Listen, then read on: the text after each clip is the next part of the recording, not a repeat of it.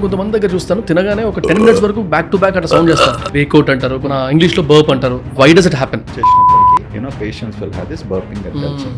దాంతో పాటు ఇంకా వేరే కొన్ని కండిషన్స్ ఉన్నాయి. ఇప్పుడు ఇండియాలో పాడ్కాస్ట్ చూడలేకపోతున్న వాళ్ళ కోసం వెరీ క్యూరియస్ బైట్స్ అన్నింటిని తీసుకొచ్చి ఈ క్లిప్స్ ఛానల్లో వేస్తున్నాం.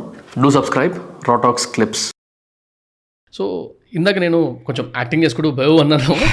సో దాన్ని జనరల్గా మనము కొంతమంది బేక్అవుట్ అంటారు, కొంతమంది తేనుపు అంటారు, కొంతమంది బేప్ అంటారు, ఏదో మన ఇంగ్లీష్లో బర్ప్ అంటారు. దానికి ఇంకొక ఏదో సైంటిఫిక్ వర్డ్ చెప్పారు కానీ నాకు గుర్తురాట్లేదు అది. సో ఇప్పుడు ఈ సెగ్మెంట్లో లైక్ ఎందుకు అనగానే అరుగుతుంది, చిన్న పిల్లని కూడా ఇట్లా కొడుతూ ఉండాలని చెప్పి. కానీ కొంతమంది దగ్గర చూస్తాను తినగానే ఒక 10 minutes వరకు బ్యాక్ టు బ్యాక్ అట్లా సౌండ్ చేస్తాను. కొన్నిసార్లు సరణ పడుతుంది కదా, ఆ సరణ పడితే నన్ను ఎవరో తలుచుకుంటున్నారు అంటాడు. సో జనరల్గా ఈ వీటి గురించి conception if you can actually make us understand అసలు why does it happen. Intermediate తర్వాత అనుకో ఒక ఫ్రెండ్ ఉండే, తనకి తిన్న తర్వాత అరిగింది, అంటే అరగకుండా కొంచెం మళ్ళీ పైకి వచ్చేసి మళ్ళీ నమ్ముతాడు వాడు, మళ్ళీ లోపల తీసుకుంటాడు.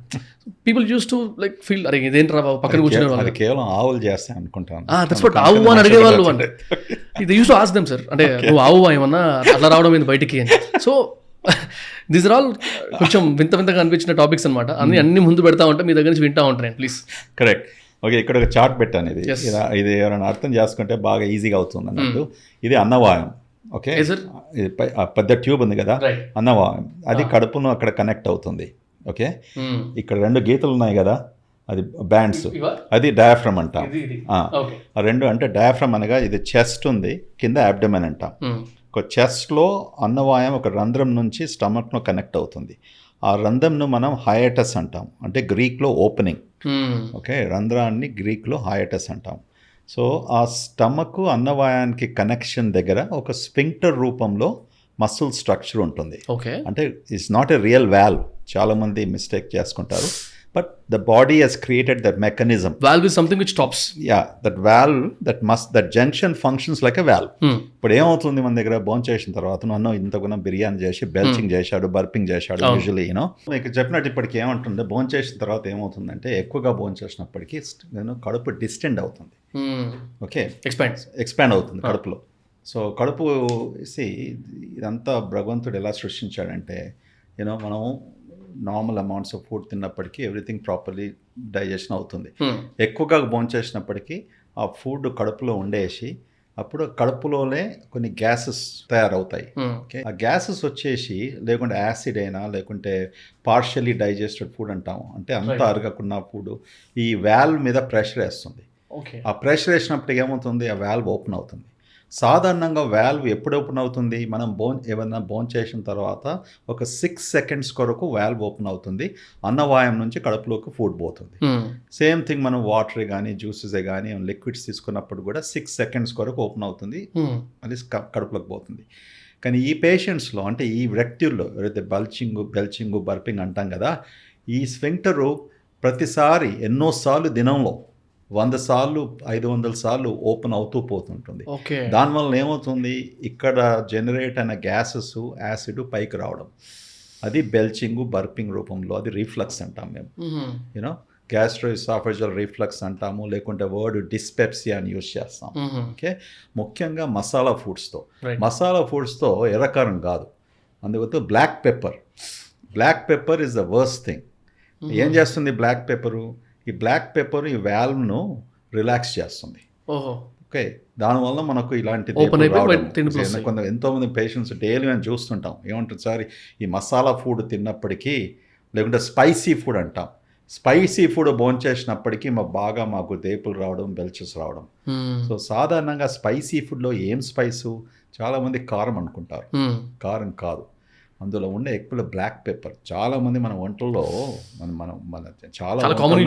చాలా వంటల్లో బ్లాక్ పెప్పరు, కాడమ్మము, ఓకే, మన ఇలాచి లేకుంటే లవంగాలు, ఇవన్నీ కూడా it has an effect on dalcha, మనకు బిర్యానీలో this was all this effect on the ఈ స్ఫింక్టర్లో ఎఫెక్ట్ అయినప్పటికీ, అందుకని ఎక్కువగా భోంచేసినప్పటికీ patients will have this burping and belching. Okay, దాంతోపాటు ఇంకా వేరే కొన్ని కండిషన్స్ ఉన్నాయి.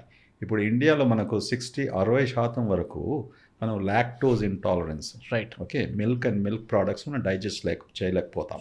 ఓకే, అది వయసుతో పెరుగుతుంది. రైట్, బై ది టైమ్ నువ్వు సెకండ్ డెకేడ్ అంటే 20 సంవత్సరాలు వచ్చినప్పటికీ ఆల్మోస్ట్ 15 to 20% 20% వరకు పార్షియలీ లాక్టోజ్ ఇంటాలరెంట్. అది అంతా మనం ఏమనుకుంటాం, ఇండైజెషను, యాసిడ్ అని డాక్టర్లు యాసిడ్ మాత్రలు రాస్తూ ఉంటారు. ముఖ్యంగా ఆ పేషెంట్స్కి ఉన్న problem simple problem, lactose intolerance. Okay, అది దీనివల్ల ఏమవుతుంది సార్? దీంతో బేపులు రావడము, బ్లోటింగ్ రావడము, ఓకే, కాన్స్టెంట్ బల్చింగ్ రావడము, కింద నుంచి గ్యాస్ పోవడము. That's the problem. That's one of the major cause. మన ఇండియన్స్లో we're second highest after China. చైనీస్లో ఆల్మోస్ట్ 100% ఉంటుంది లాక్టోజ్ ఇంటాలరెన్స్. దాని తర్వాత ఇండియన్స్లో ఓకే 60%. సో అటువంటి ప్రాబ్లం ఉన్నప్పుడు నువ్వు బిర్యానీతో పెరుగు తీసుకున్నావు అనుకో, బిర్యానీతో నువ్వు gravy, buttermilk type things, butter sauces ఉన్నాయి కదా, దాంతో ఆ మిల్క్ ప్రోడక్ట్స్తో కూడా నువ్వు బిర్యానీతో ఇలాంటి లాక్టోజ్ ఇండైజెషన్తో కూడా ఈ దేపులు వచ్చే అవకాశం ఎక్కువ ఉంటుంది. తెలుసుకోరు కాబట్టి అందుకొరకే వాళ్ళ యాసిడ్ మాత్రలు ఎంతగా ఇవన్నీ డాక్టర్స్ కొంతమంది 4 సార్లు ఎండాస్కోపీ చేయించుకుంటారు 2 సంవత్సరాల్లో. ఓకే, వాళ్ళకి ఇదే ట్యాబ్లెట్స్ రాస్తూ పోతారు. అదే ప్రాబ్లం ప్రివైల్ అవుతుంది. ముఖ్యంగా మీకు అందులో అటువంటి సిచ్యువేషన్లో పాల గురించి ఆలోచించండి. కేవలం 1 వీక్ కంప్లీట్లీ పాల పదార్థాలు కంప్లీట్ స్టాప్, ఏ టెస్ట్ అక్కర్లేదు, పాల పదార్థాలు స్టాప్ చేసి మీరు చూడండి. అది ఇంప్రూవ్మెంట్ అయినప్పటికీ ఇప్పుడు మార్కెట్లో మన ఇండియాలో అమూల్ వాళ్ళు లాక్టోజ్ ఫ్రీ మిల్క్ అని ఇంట్రడ్యూస్ చేశారు. ఓకే, ఇటువంటి పాలు అమెరికాలో, యూరోప్లో సుమారుగా 50 ఏళ్ళు 60 ఏళ్ళ నుంచి అవైలబుల్ ఉంది. కానీ మన భారతదేశంలో ప్రస్తుతానికి థ్యాంక్స్ టు అమూల్, ఇప్పుడు మీరు టీవీలో కూడా అడ్వర్టైజ్మెంట్ చూస్తూ ఉంటారు, లాక్టోజ్ ఫ్రీ మిల్క్ అని. నేను ఈ అమెరికా నుంచి ఇండియాకి వచ్చినప్పుడు ఇదే అడిగేది, ఎందుకు ఇంత పెద్ద కంట్రీలో ఒక్క dairy manufacturers lactose free milk లేదండి.